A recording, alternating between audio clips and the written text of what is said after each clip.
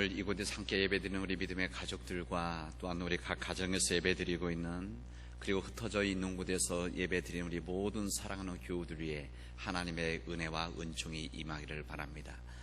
오늘 찬양, 오늘 우리 모든 교우들에게 오늘 찬양 내보낸 우리 영상인데, 우리 하나님은 시간과 공간을 초월하시는 분 아니시겠습니까? 시간과 공간을 초월하시는 하나님이시기 때문에 우리가 어느 곳에 있든지 우리 예배드리는 그곳이 교회이고, 또 그곳에서 영광 드리는 곳이고, 또 시간 관계 없이 그 시간을 초월하시는 하나님의 임재가 우리 가운데 임해서 우리 드리는 모든 예배가 하나님께 온전히 드려지기를 주님의 이름으로 진심으로 원합니다. 국내외를, 우리나라뿐만이 아니라 모든 세계 이 국내외를 휩쓸고 있는 이 코로나 바이러스, 이것으로 인해서 우리 삶의 모습이 많이 달라졌습니다. 변화되고 있는 것을 아마 여러분들은 보고 있으실 것입니다. 이 전파력이 막강한 이번 전염병이라고 하는 것이 우리 시대의 특징이라고 할 수 있는 사람들이 밀접한 관계 속에서 이루어지는 초연결 사회를 무너뜨리고 장벽 사회 같은 벽을 만들고 있습니다. 이 장벽 사회로 만들다 보니까 사람들 사이 속에서 이제 사회적 거리두기뿐만이 아니라 마음의 거리두기까지도 이루어지지 않을까라고 하는 그런 부담감, 아마 여러분들도 저도 느끼고 있습니다.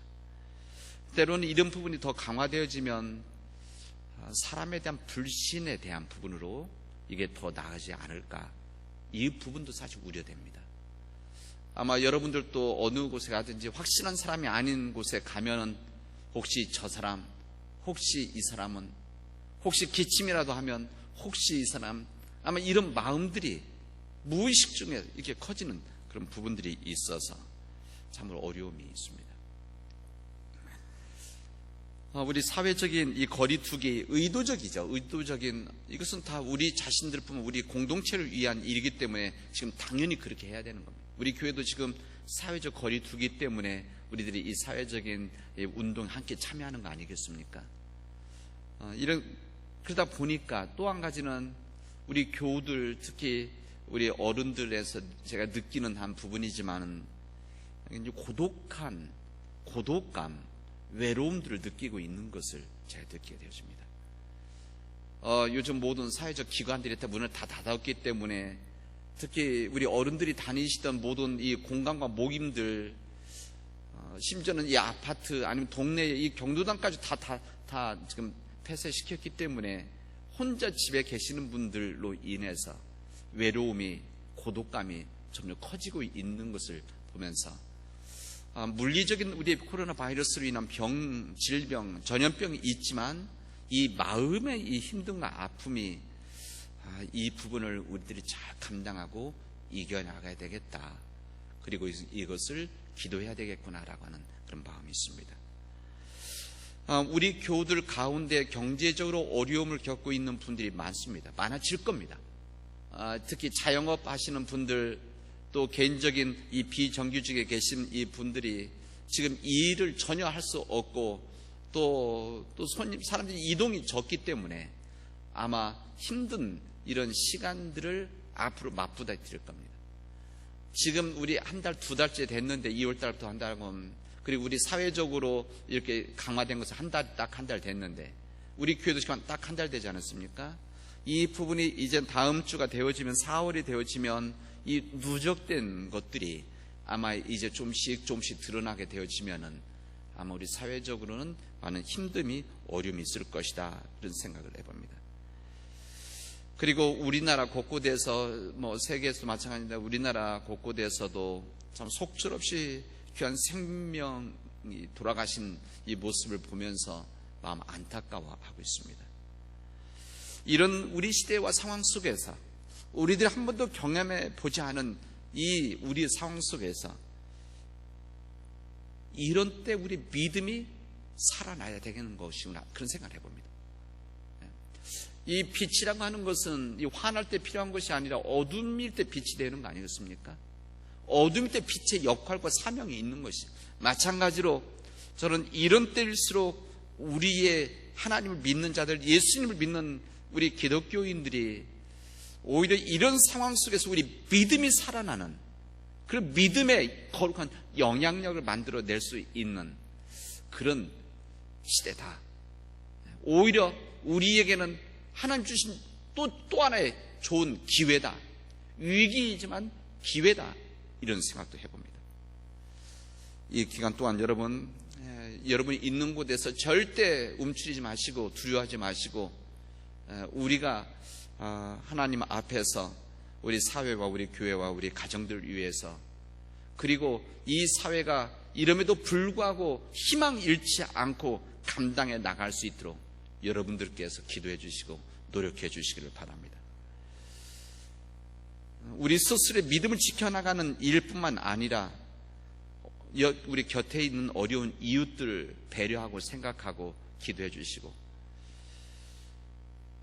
우리 스스로의 우리 교회만을 지켜나가는 것이 아니라 우리 곁에 있는 우리 세상의 이웃들, 이 사회적 약자들을, 이 공동체적인 이 어려움들을 여러분 외면하지 마시고 우리 함께 이 길을 함께 감당해 나가는 기도와 적극적인 고민이 이루어지기를 바랍니다.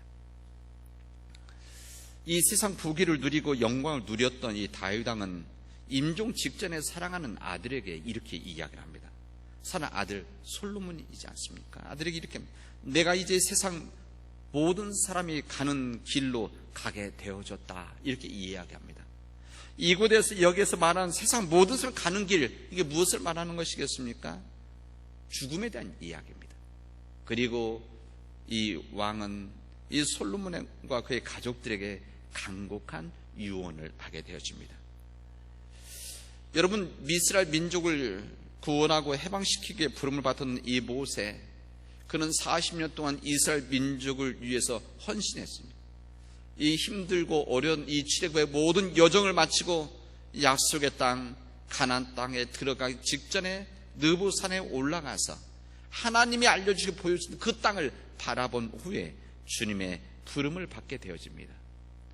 하나님의 위대한 종이자 하나님의 위대한 일꾼이었던 모세, 그도 죽었다는 이야기입니다. 예수님께서는 예루살렘에 입성하시기 전에 마리아와 마르다의 오라버니인 이 나사렛의 죽음에 대한 소식을 듣고 이제 예수님께서는 베다니로 가십니다. 예수님께서는 죽은 지 나흘이나 되었던 이 나사렛 무덤에서 그곳에서 천으로 감겨 있고 수건으로 얼굴을 감싸고 있었던, 누워 있었던, 죽어 있었던 이 나사로를 향해서 나사로야, 나사로야, 나오너라라고 외치게 되어집니다. 이때 나흘 동안 죽어 있었던, 그래서 죽어가는 냄새가 나 있었던 이 나사로가 살아나서 일어나 밖으로 나오게 되어집니다. 그리고 이 나사로는 자기의 삶을 다한 후에 죽었습니다. 예수님이 살리셨던 이 나사로, 예수님이 살리셨기 때문에 다른 사람들보다 훨씬 더 오래 살고 죽지 않았던 것이 아니라 그도 죽었다, 그런 이야기입니다. 여러분, 죽음의 길이란 것은 모든 사람이 가야 하는 길입니다. 사람이 날 때가 있으면 죽을 때가 있고 한 번 죽는 것은 사람에게 정한 것이라고 전도서와 히브리서는 우리에게 말해줍니다. 이 죽음의 길은 모든 인간이 거쳐가야 하는 하나님의 길이요 창조 질서입니다. 여러분이 아무리 좋은 약을 먹는다고 하더라도 우리 인간은 영원히 살 수 있는 것이 아닙니다. 사랑하는 가족들이 정성스럽게 돌보고 또 치료한다고 해서 영원히 살아갈 수 있는 것도 아닙니다. 남녀노소 빈부 귀천이 따로 없습니다. 누구도 피하거나 면하지 못하는 길입니다. 다만 앞서 가고 뒤따라 갈 뿐 우리 인생은 언젠가는 그 길을 걸어가야 됩니다. 우리도 그 길을 걸어가야 됩니다. 죽음이 그런 것이기 때문에 우리는 잘 맞아야 됩니다. 왜 그런가 하면 이 땅에서 삶의 마무리이자 새로운 세상의 시작이기 때문에 그렇습니다. 인생이 끝난다 이렇게 말을 하는데, 여러분, 끝난다라고 하는 우리 말 참 재밌는 말 아닙니까? 끝에서 난다 라는 뜻이 포함되어 있는 거 아닙니까? 그래서 인생이 끝난다. 이 끝난 것이 아니라 끝에서 또 한 번 다시 나는 그 인생의 과정이 죽음이다. 그런 이야기입니다. 오늘 본문의 말씀에는 죽음을 맞이하고 있는, 이 죽음의 길을 걸어가고 있는 세 사람에 대한 이야기, 우리 예수님과 나머지 두 사람에 대한 이야기를 우리에게 전해주시고 있습니다. 우리 예수님은 이 조롱과 비웃음과 고통을 받으시고 십자가에 못 박히셔서 죽음을 앞두고 계셨습니다.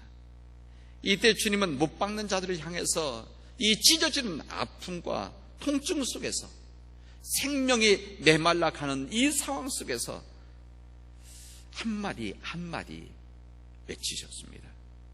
아버지, 저들을 사하여 주시옵소서. 자기들이 하는 것을 알지 못합니다.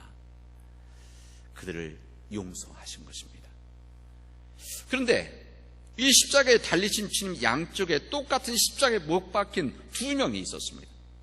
이 로마 식민지였던 이 유대 땅, 이 식민지 땅에서 지금 십자가형이라고 하는 것은 그 당시 최고의 극형입니다. 일반적인 사람들, 일반적인 죄를 저지른 사람들은 십자가형을 받지 않습니다. 십자가형을 받는다는 것은 극심한 죄를 지었다, 그런 이야기입니다. 예수님의 양쪽에서 십자가에서 죽어가고 있는 이 두 사람은 성경에 행악자다, 죄수다 이렇게 기록되어 있습니다. 그들의 죄가 무엇인지 성경은 자세히 나오지 않습니다. 그러나 그들은 예수님과 함께 죽음의 길을 걸어가고 있습니다. 이런 상황 속에서 한 사람이 말합니다. 너는 그리스도가 아니냐? 너는 유대인들이, 우리 유대 사람들이 기다렸던 메시아가 아니냐? 네가 그리스도라고 한다면 너도 구하고 우리를 구원하지 않아야 되지 않겠느냐? 라고 하는 그런 이야기입니다. 찢어지는 아픔 속에 있는 예수님을 모욕을 했습니다.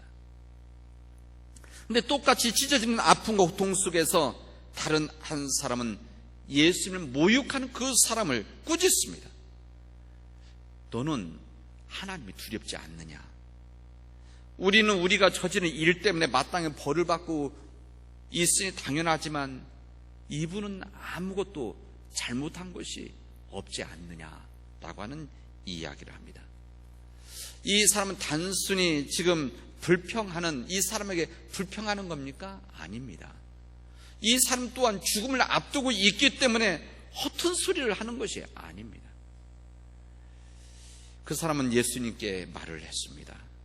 예수님, 주님이 주님의 나라에 들어가실 때에 나를 기억해 주십시오.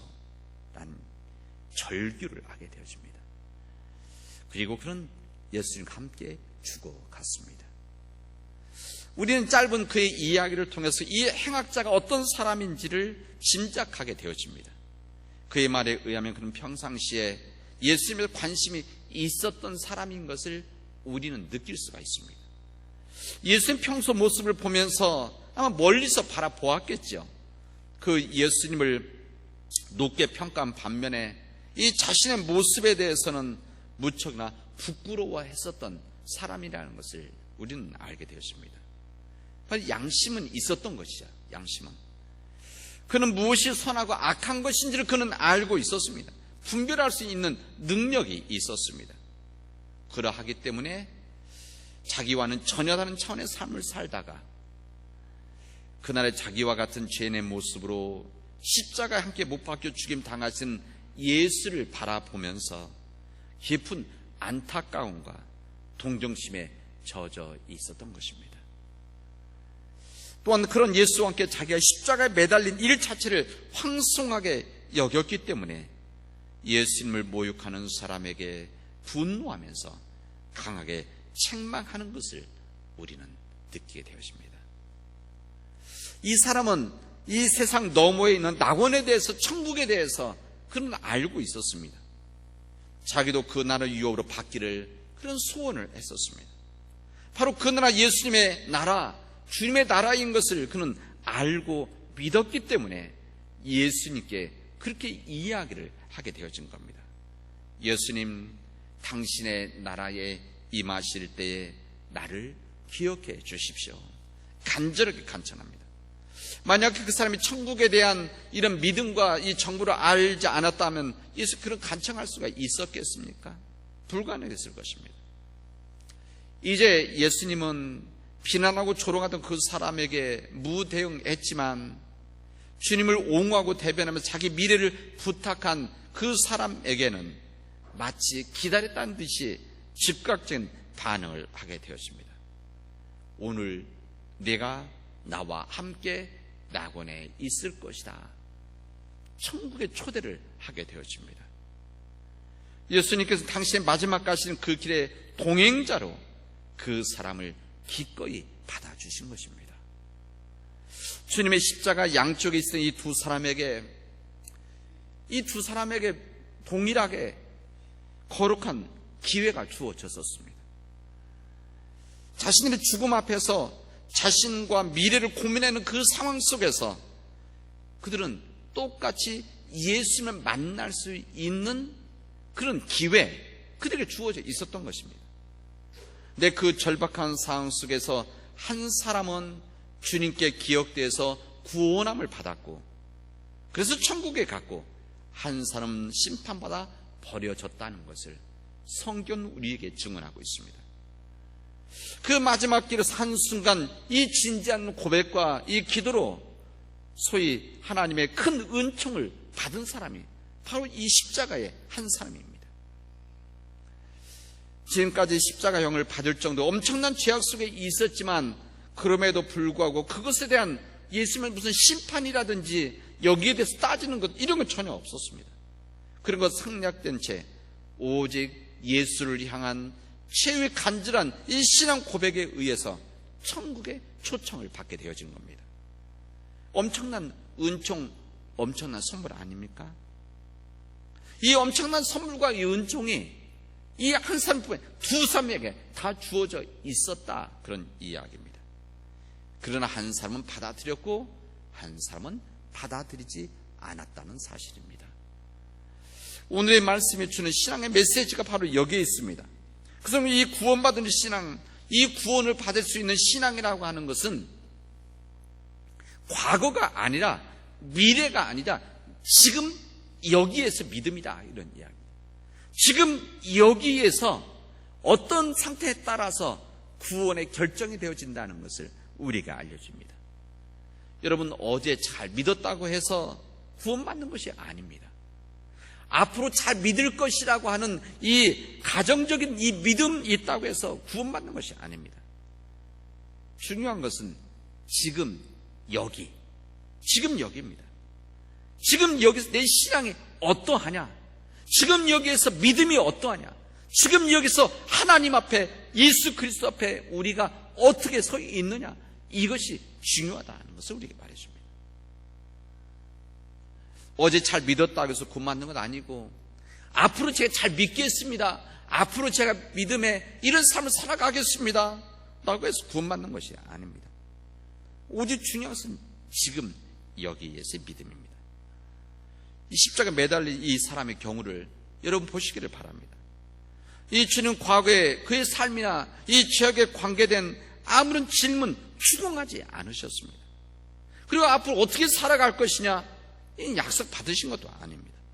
오직 지금 예수님을 향한 믿음과 그의 마음이 있었을 때 그 기준으로 받아주셨다는 것을 오늘 성경 우리에게 알려주십니다. 이 믿음에 있어서 사람들은 과거의 이야기를 많이 하게 되어집니다. 대체로 대부분의 많은 사람들은 지금 믿음의 생활을 온전히 하지 못할 때에, 믿음의 부족함이 있고 부실함이 있을 때 항상 무슨 이야기냐면 이 과거에 빛났던 신앙 경험을 이야기합니다. 저는 목회자로서 교회를 섬기면서 우리 교인들을 섬기고 교인들을 돌보지 않습니까? 그리고 목회자로서 이 지역사회를 섬기고 돌보고 있습니다. 우리 교인들도 만나지만 우리 교회 밖에 있는 사람도 제가 만나려고 많이 노력을 합니다. 기회만 있으면 만나려고 합니다. 왜 그러냐 하면 이게 바로 그리스도의 복음을 전한 한 방법이기 때문에 그렇습니다. 그들과 대화를 하다 보면 다는 아닌데 적지 않은 많은 사람들이 무슨 이야기를 하는가 하면 옛날에 교회 다녔던 얘기를 합니다. 옛날에 교회 생활을 했었다. 근데 대체로 보면 지금의 믿음이 없고 지금 믿음의 부실함이 있는 대부분의 사람들입니다. 항상 얘기하면 우리 부모님이 옛날에 교회를 다녔었는데 내가 젊었을 때 교회를 다녔었는데 과거엔 내가 이랬었는데 이런 이야기를 제가 종종 듣습니다. 그거 아무런 소용없습니다. 아무런 소용없습니다. 제가 그런 이야기를 들을 때 말은 하지 않지만 그의 영혼이 불쌍하다는 생각이 되어집니다. 그리고 그 사람들에 대한 거룩한 책임감을 느끼게 되어집니다. 여러분, 그런 모습, 과거에 내가 이랬었는데, 여러분, 주님께서 그들에게 자비와 긍휼을 주님께 베푸시겠습니까? 아닙니다. 절대 아닙니다. 오늘 구약의 말씀, 에스겔 말씀이 있는데 에스겔 18장에 보면 이렇게 되어 있습니다. 그가 이전에 행한 공의로운 일은 하나도 기억함이 되지 아니할 것이다. 주님 말씀하십니다. 이거 충격적 당황스러운 주님의 말씀과 선보이지 않습니까? 이전에 했었던 이 공의로운 것, 이건 주님 앞에서는 기억되지 않는다. 지금이 어떠하냐, 이런 이야기입니다. 좋은 나무에서 좋은 열매를 맺는다고 주님 말씀하십니다. 중요한 것은 믿음의 좋은 나무를 우리들이 지금 만들어 가는 것이죠. 그걸 시작해 나가는 겁니다. 지금 여기서 믿음의 신실함을 가지고 지금 만들어 나갈 때 하나님의 인정, 하나님의 의로움을 받는다, 그런 이해합니다. 그러면 이 지금 만약에 죽어 있다, 지금이 죽어 있으면 과거의 것들이 좋든지 나쁘든지 이 과거에 이 믿음이 화려한 것이 있었든지 전혀 관계없어요. 이 모든 건 다 쓸모없다, 이런 이야기입니다. 정반대도 마찬가지입니다. 예전은 잘못했지만 예를 들면 지금 예수님 십자가 옆에 사람 똑같은 거 아니겠습니까? 지금 여기에서 믿음 안에서 잘하고 있으면 예전에 잘못한 모든 것 하나도 기억되지 않는다는 것을 오늘 주님은 우리에게 말씀하시는 겁니다. 지금 여기서 행하는 공의로 그는 구원함을 받아 살 것이다 말씀하시는 겁니다. 여러분, 주님을 일찍 믿었든지 늦게 믿었든지 예전에 어떤 믿음의 삶과 헌신의 삶을 살았든지 하나님과 주님 와서 패역한 삶을 살고 나 자신만을 위해 살았든지 이거 주님은 따지지 않는다 말씀하시는 거 아닙니까? 중요한 것은 지금입니다. 과거에 이런 생활한 것 전혀, 과거에 이런 허물이 있었던 것 전혀 주님이 기억하지 않는다. 지금 중요한 것이다. 지금의 믿음의 삶을 나갈 때 미래가 믿음 안에서 있게 되어진다는 것을 말씀하시는 겁니다. 그럴 때 하나님은 우리에게 복된 삶을 허락하시고 복된 길을 인도하시며 구원을 우리에게 허락하신다는 것을 오늘 말씀을 알려주시는 겁니다. 우리의 미래와 구원은 오직 하나님께 달려있기 때문에 그렇습니다. 우리 자신의 구원은 예수님에 대한 자신의 믿음에 의해서만 결정된다는 것을 함께 알려주는 거 아니겠습니까? 이 행악자가 구원받은 것은 그가 예수를 자기 구원의 주로 믿고 그 구원해 준 예수님께 자신을 인정해달라, 기억해달라고 하는 이 요청과 간구함이 있었을 때 그에게 구원의 역사가 있었던 거 아니겠습니까? 자기와 함께 십자가에 매달린 예수에게 마지막 최후로 남은 자기의 미래를 맡겼기 때문에, 의탁했기 때문에, 그나라 사람을 기억해달라고 하는 간절함이 있었기 때문에 주님과 함께 천국에 갔다는 것을 우리에게 알려주십니다. 사랑하는 믿음의 가족 여러분, 이제 천국에 간 그 행악자의 기도, 주님 나를 기억해 주십시오라고 하는 이 기도가 우리 안에서 끊임없이 고백되어지를 바랍니다. 주님 나를 기억해 주십시오. 주님 이 땅에서 저를 기억해 주십시오. 믿음이 약하고 연약하지만 우둔하지만 주님 나를 기억해 주셔서 나의 삶에 나의 길이, 나의 헌신과 나의 섬김이 온전히 주님 안에서 길이 되어지도록 주님 나를 불쌍히 여겨 주십시오. 그런 날을 기억해 주십시오라고 여러분 주님 앞에 기도할 수 있기 바랍니다. 기도합시다. 그렇게 여러분, 하나님, 주님, 우리 가정을 기억해 주십시오. 이렇게 기도할 수 있기 바랍니다. 주님, 우리 남은 제1길을 기억해 주십시오. 믿음의 길을 과거에 생각하지 않고 지금 우리들 하나님 앞에 온전한 그 길을 걸어가겠습니다. 예수님 말씀과 예수님의 그 우리에게 맡기신 이 사역을 힘들고 어렵지만 감당해 나가겠습니다. 그런 우리를 불쌍히 여겨주십시오. 우리를 기억해 주십시오라고 우리 기도하도록 합시다. 이런 믿음의 고백이 있을 때 하나님은 우리를 불쌍히 여겨주시고 우리의 허물 덮어주시고 우리의 과거 주님 바라보지 않으시고 우리를 복된 삶으로 인도하실 것입니다. 사랑하는 여러분, 오늘 하루를 내 삶의 마지막같이 주님 앞에서 신실하게 살고 오늘 마지막같이 내 곁에 있는 사람들을 사랑하도록 합시다. 그리고 섬기도록 합시다. 그리고 최선을 다해서 우리 삶을 통해서 우리 가정을 통해서 우리 교회를 통해서 하나님께 영광 돌리도록 합시다. 기도합시다. 은혜가 풍성하신 하나님 감사합니다. 우리에게 믿음 주셔서 이 믿음으로 인해서 우리가 온전히 하나님 앞에 드려지도록 인도하여 주시옵소서. 이 모든 말씀을 예수 그리스도의 이름으로 기도합니다. 아멘.